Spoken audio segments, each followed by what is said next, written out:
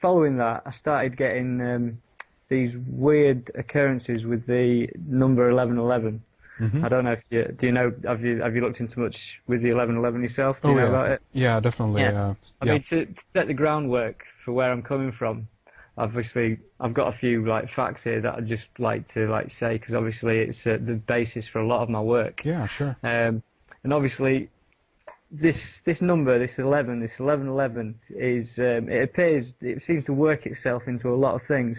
I mean, predominantly the first thing is the universe itself, and obviously on the 11th of August 1999 at 11:11 a.m. there was a total solar eclipse that was observed through Europe. And if you move that further on the end date, December 21st, 2012, the end date of the main calendar, the winter solstice, which is when the calendar ends, is at 11:11 a.m. So I've heard. So obviously, so we've got this effect where the universe is ringing these numbers at us, in accordance to consciousness and stuff. Yeah. And when you look at it in an astrological sense, with the precession of the equinoxes and the 26,000-year cycle of the Earth wobbling through the 12 signs of the zodiac, we're said to be moving into the new age of Aquarius, and Aquarius is the 11th astrological sign. And so, getting further into it, you look at the numbers of 2112, 2012, and you add all those numbers up, and you get an 11. And then you look into the sun, for instance, and the sunspot cycle, so 11 years. And basically everything that you can just keep finding these 11s out of things. And you could argue that, are you looking for them? But basically, when it's that amount of things within the universe, it's not like I'm looking for them, because they are there. Yeah. You can't deny that. And so then you start moving into the numerology of it. And for instance, if you get 1111 and you multiply it by 1111, you get the number 1, 2, 3, 4, 3, 2, 1. Which is a pyramid.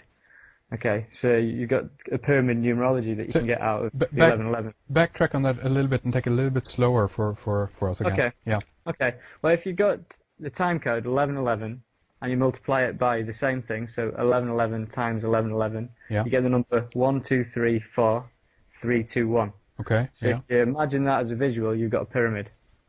So one step up, that's number 1. Then we have 2, that's 2 steps up. Is that what you're going at here? Yeah. So essentially, because you've got the 1, 2, 3, 4, 3, 2, 1. If you were to plot that on a graph, on an X and Y, you'd have a pyramid. Interesting. So and the same decreases. So if you've got 111, and you times it by 111, you get 1, 2, 3, 2, 1. You get a pyramid, whichever way you look at it. Anything with a base of 1. Interesting. And so then, if you look at the 11 itself. And in binary, an 11 stands for a 3. So obviously you've got a trinity out of it. Do you know what I mean? So if you were to convert it to binary, it would mean it'd be 3. So essentially, then if you look at this idea of the trinity with it, 33rd degree Masons, and the number 33 that goes around, obviously if you turn that into the trinity and you divide 33 by 3, you get 11. That's interesting. So you start seeing these 11s, as I'm saying. So then you move on to recent events, and you get to September the 11th, 2001, right? And you realise that the building was stood like an 11. The two towers stood like an 11. Indeed. And then you've got 9/11, which is 9 plus 1 plus 1, which is 11. And then you realise that September the 11th was 111 days until the end of the year. And then you start thinking about the first plane that hit the World Trade Center, and it was Flight 11. There you go, yeah. Right, and the total number of crew on Flight 11 was 11. And then you look into it further, and the New York State was the 11th state of the U.S. Constitution. Right, and so then you start thinking about where September the 11th stands in year, as far as years are concerned. And September the 11th, 2001 stands 11 years from 2012. Yeah. Right. And there's an author called Jose Arguelles. He wrote that from 1992 to 2012 would be in a period of May and no time, the time of no time, which was a transition of the ages kind of period in which, basically world disasters and tension would be on the up and rise constantly.